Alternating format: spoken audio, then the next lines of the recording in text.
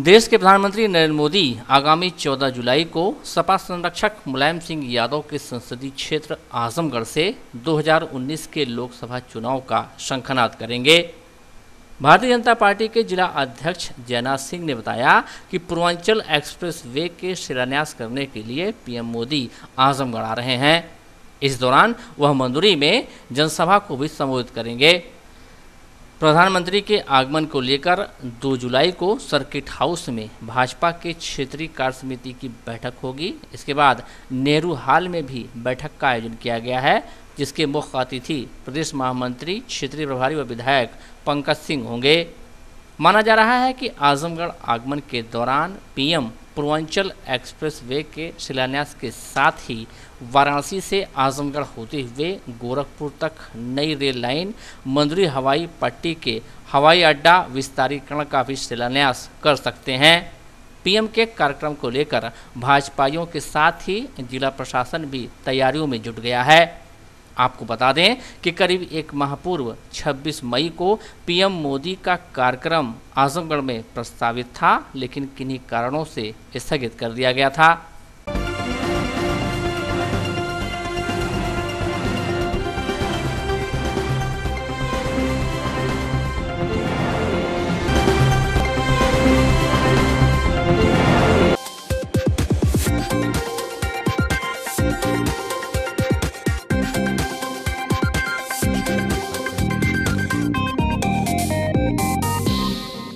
जमीन के विवाद को लेकर ग्राम प्रधान की मौजूदगी में पंचायत चल ही रही थी कि अचानक विवाद गहरा गया।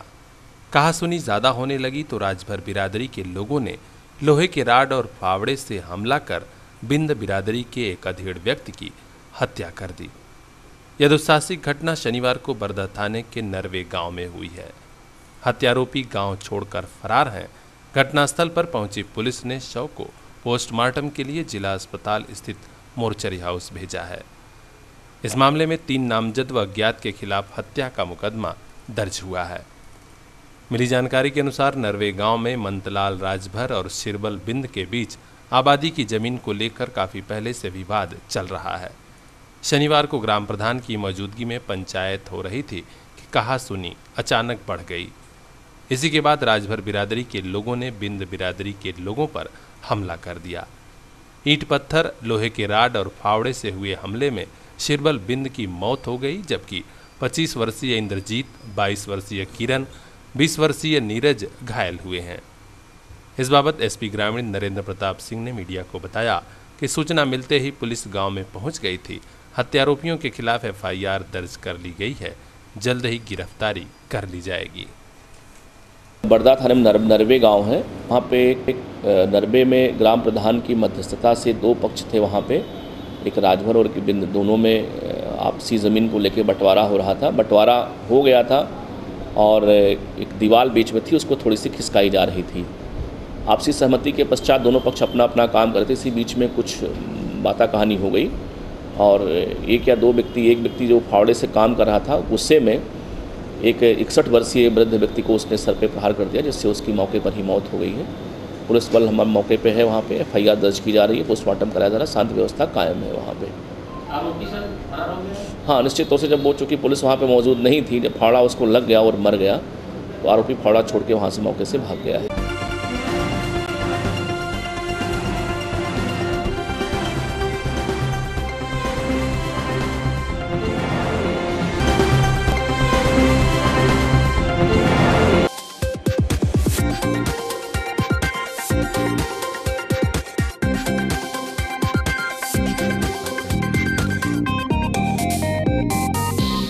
एक तरफा प्यार बेहद ही खतरनाक कि लोग बातें सुना करते थे। शनिवार को उसका खतरनाक रूप मुबारकपुर थाना क्षेत्र के गांव रसूलपुर में लोगों के सामने भी आ गया, जहां एक सिरफिरे आशिक ने न केवल अपनी महबूबा को चाकुओं से गोद दिया, बल्कि खुद को भी चाकू मारकर जख्मी कर लिया।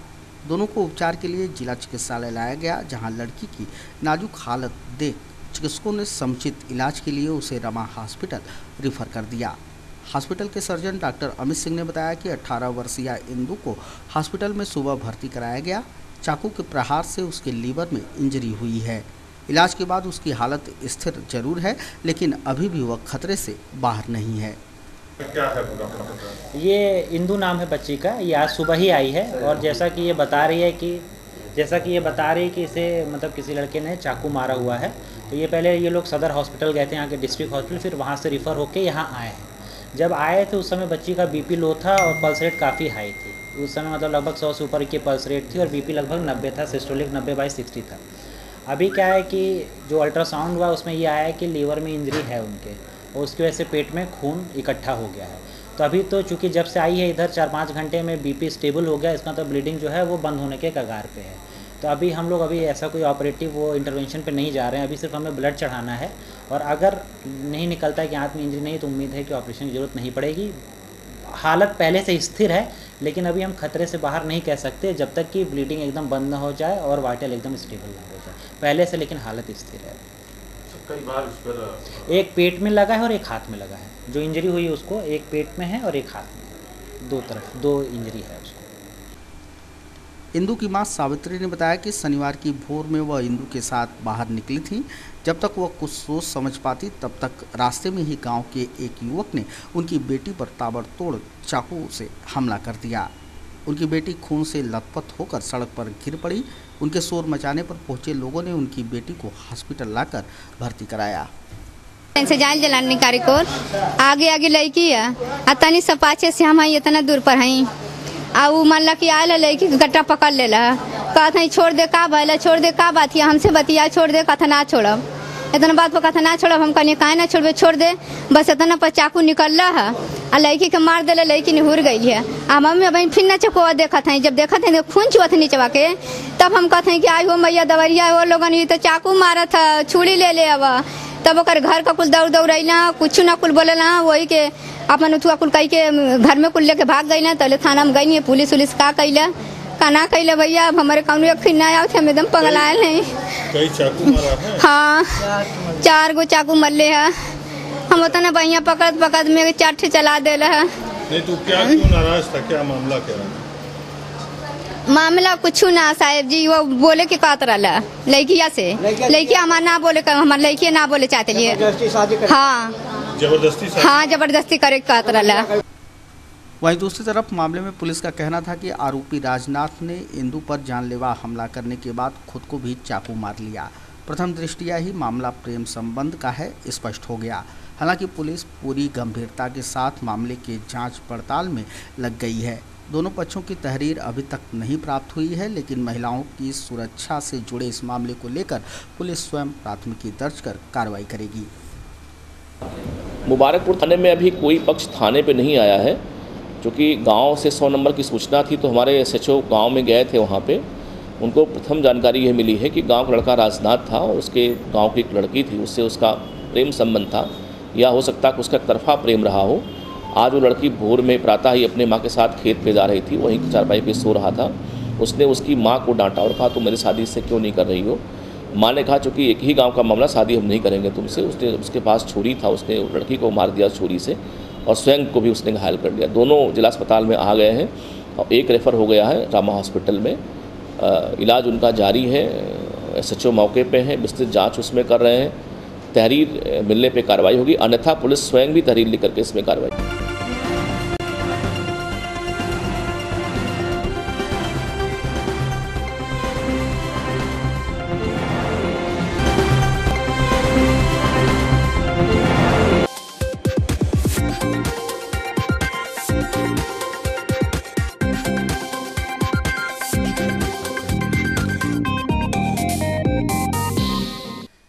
भीषण पड़ रही गर्मी में इन दिनों बिजली की डिमांड सबसे ज़्यादा है। लोड बढ़ने का असर केबल और ट्रांसफार्मर पर पड़ रहा है। इस गर्मी में आए दिन शहर से लगायत ग्रामीण इलाकों में ट्रांसफार्मर जलने की सूचना आती रहती है। शनिवार शाम शहर के बड़ा गणेश मंदिर के निकट लाल डिग्गी बांध पर स्थित ट्रांसफार्मर धू धू कर जलने लगा। जैसे जैसे आग की लपटें तेज होती गईं, लोगों में दहशत बढ़ गई। अनफनन में स्थानीय लोगों ने पानी और मिट्टी डालकर किसी तरह से आग पर काबू पाया। SDO टाउन प्रथम अजय कुमार मिश्र ने मोबाइल पर हुई बातचीत में बताया कि गर्मी के कारण पहले केबल में आग लगी और इसके बाद आग ने ट्रांसफार्मर को अपनी जद में ले लिया। उन्होंने बताया कि शनिवार देर रात तक या रविवार सुबह तक ट्रांसफार्मर बदलकर आपूर्ति बहाल कर दी जाएगी। ट्रांसफार्मर जलने से लालडीगी बांध, कुर्मीटोला, मातवरगंज, गुरुटोला और खत्तीटोला आदि मोहल्ले की विद्युत आपूर्ति पूरी तरह से ठप हो गई।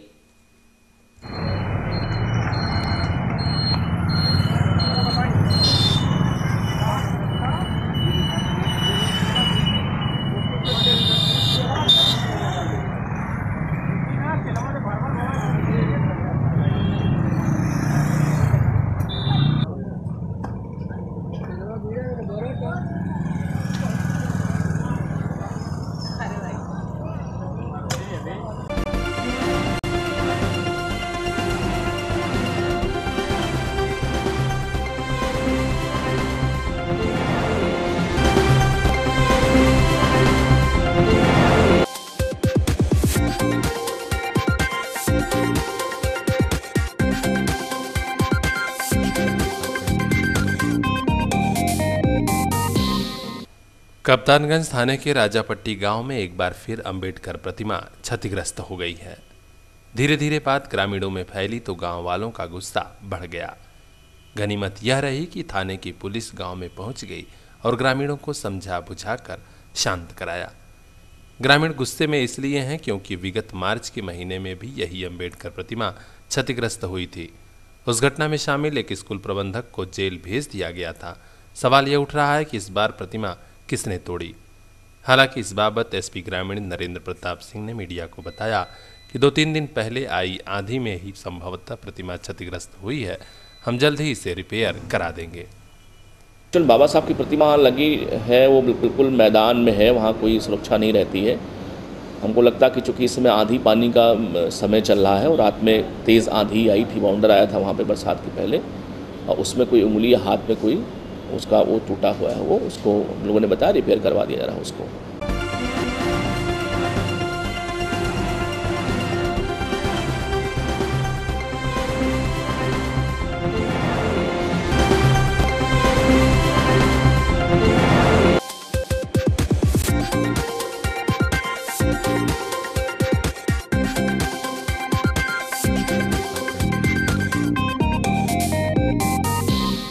तमसा सफाई के महाअभियान के 28वें दिन भोला घाट के आगे पौधरोपण के लिए गड्ढों की खुदाई का कार्य किया गया।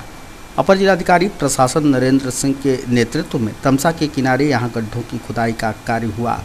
स्वयंसेवी संस्थाओं और समाज सेवियों के साथ साथ यहां वन विभाग के रेंजर्स व उनकी टीम ने भी श्रमदान किया। इस अवसर पर अपर जिलाधिकारी प्रशासन नरेंद्र सिंह ने कहा कि तमसा महासफाई अभियान के 2 चरण के अंतर्गत तमसा के किनारे पौधरोपण का पुनीत लक्ष्य रखा गया है। हरियाली, शुद्ध वायुमंडल के साथ साथ जल संरक्षण के भी क्षेत्र में यह प्रयास महत्वपूर्ण साबित होगा, जिसमें समस्त जनपदवासियों के सहयोग की आवश्यकता है। रविवार को अभियान के 29वें दिन भोला घाट से पचपेड़वा घाट के मध्य कालीचौरा घाट से पौधरोपण हेतु गड्ढे की खुदाई का कार्य प्रारंभ किया जाएगा।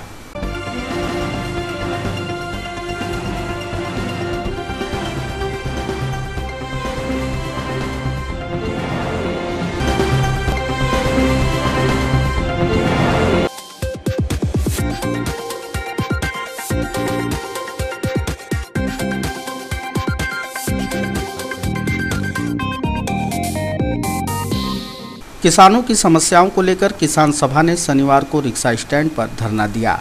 धरने के माध्यम से किसान सभा ने पंचायत स्तर पर क्रय केंद्र खोले जाने, क्रय केंद्रों से भ्रष्टाचार खत्म किए जाने, 48,000 करोड़ रुपए के बकाये गन्ने के भुगतान को किसानों को दिए जाने, स्वामीनाथन आयोग की सिफारिशों को लागू किए जाने के साथ साथ बिजली व डीजल की दरें घटाए जाने की भी मांग की। धरना है, किसानों की समस्याएं हैं, महंगाई, भ्रष्टाचार। किसानों की मांग है क्रय केंद्र खोला जाए हर ब्लॉक स्तर पर, ब्लॉक स्तर नहीं पंचायत स्तर पर क्रय केंद्र खोला जाए।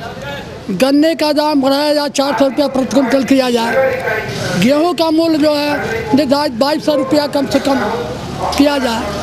इसी प्रकार से आलू के लिए कोल्ड स्टोरेज बनाया जाए, गोदाम बनाए जाएं इनके सब रखरखाव के करने के लिए, अन्यथा किसानों का मूल्य नहीं मिलता, लाभकारी मूल्य दिया जाए। इन सारे सवालों समस्याओं को लेकर के ये किसान जो है आंदोलन कर रहे हैं।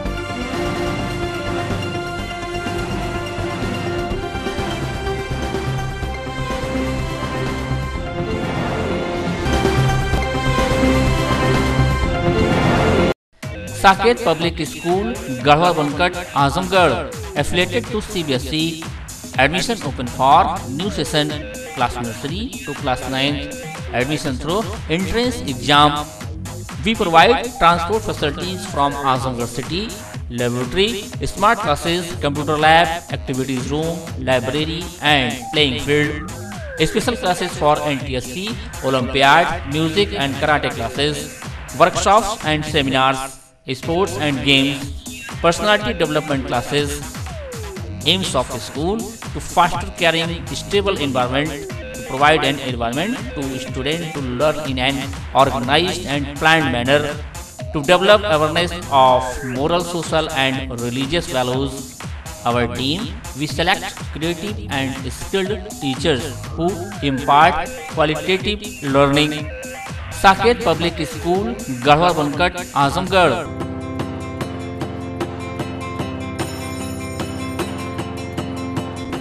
Knowledge is power. We give power to your child. We are Paradise International School, Azamgarh. We provide 360-degree smart classes, digital library, indoor and outdoor games for physical and intellectual growth of students.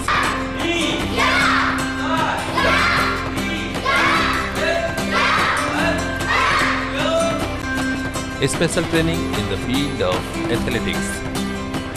Admission open for playgroup to class 8. Paradise International School, Kendri Vidyalaya Road, Hirapatti, Azamgarh.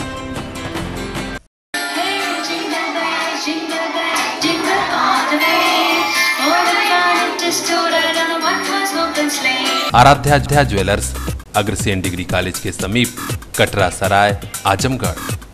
शादी के गहने, party के गहने, diamond के गहने तो सोने चांदी के गहने, सब कुछ एक ही दुकान पर।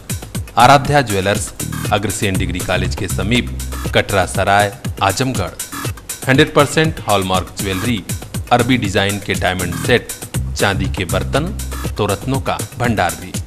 राजकोट, बॉम्बे और दिल्ली के आभूषण भी चाहिए तो चले आइए Aaradhya jewellers, Katra Sarai, Azamgarh. 94 1583 1529।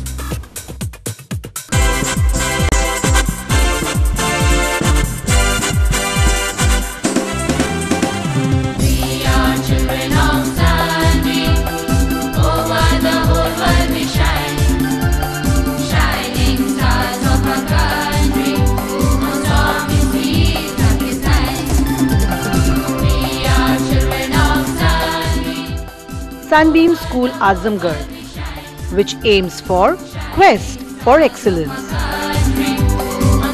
Registration open. Admission forms are available. Sunbeam School Azamgarh is powered by Sunbeam EduServe. Rupali developers private limited लाए हैं आजमगढ़ का पहला group housing project Rupali pearl heights apartment. महानगरों की तर्ज पर बन रहे रूपाली पर्ल हाइट्स अपार्टमेंट का मानचित्र आजमगढ़ विकास प्राधिकरण से स्वीकृत है। शहर के मेन रोड नरोली पर बन रहे ग्रुप हाउसिंग प्रोजेक्ट में कमर्शियल दुकानें 2 BHK और 3 BHK के फ्लैट की बुकिंग हो चुकी है ओपन। अपार्टमेंट में मिलेगा आपको club, air conditioning gym, 3 high speed lift की सुविधा। सभी फ्लोर पर CCTV सिक्योरिटी सिस्टम, 24 घंटे सिक्योरिटी गार्ड, पार्टी और फंक्शन के लिए कवर्ड बैंक्वेट हॉल, बेहतरीन लोकेशन एवं पार्किंग की सुविधा। आसान मासिक किस्तों पर बैंक लोन की सुविधा भी उपलब्ध। करिए अपना सपना साकार, शहर में बताइए अपना आशियाना। फेस्टिवल ऑफर के साथ बुकिंग के लिए संपर्क करें Rupali developers private limited, Kali Chaura तिराहा, Raidupur, Azamgarh. Rama multi speciality hospital and trauma centre, Narauli, Azamgarh. जिले के पहले मल्टी स्पेशलिटी एवं ट्रामा सेंटर में जनरल व laparoscopic surgeon doctor Amit Singh, स्त्री एवं प्रसूति रोग विशेषज्ञ डॉक्टर खुशबू सिंह, बाल रोग विशेषज्ञ डॉक्टर कलीम, न्यूरोसर्जन डॉक्टर विपुल टंडन, हृदय रोग विशेषज्ञ डॉक्टर विनय कुमार चौहान दे रहे हैं अपनी सेवाएं। वेंटिलेटर युक्त आईसीयू, एनआईसीयू, दूरबीन विधि से पित्त की थैली, अपेंडिक्स के सफल ऑपरेशन की अत्याधुनिक सुविधा, well equipped diagnostic lab, X ray, ECG, blood and urine test facility, ambulance and emergency service available 24 hours. Rama multi speciality hospital and trauma centre, Narauli, Azamgarh. Pratap diagnostic centre, a complete diagnostic centre, civil line, Azamgarh. शरीर की जांच के लिए अब आपको महानगर जाने की जरूरत नहीं। महानगरों जैसी सुविधा अब आपके शहर आजमगढ़ में उपलब्ध। MRI of brain, spine, body and joint, CT scan, multi-slice whole body CT scan, high resolution ultrasound, Doppler study, digital X-ray, cardiac test, 2D echo, digital TMT, digital ECG, Holter monitoring, mammography, OPG, PFT and pathology. Ambulance facility also available only at Pratap Diagnostic Center, Civil Line, Azamgarh. Emergency सेवा 24 घंटे उपलब्ध।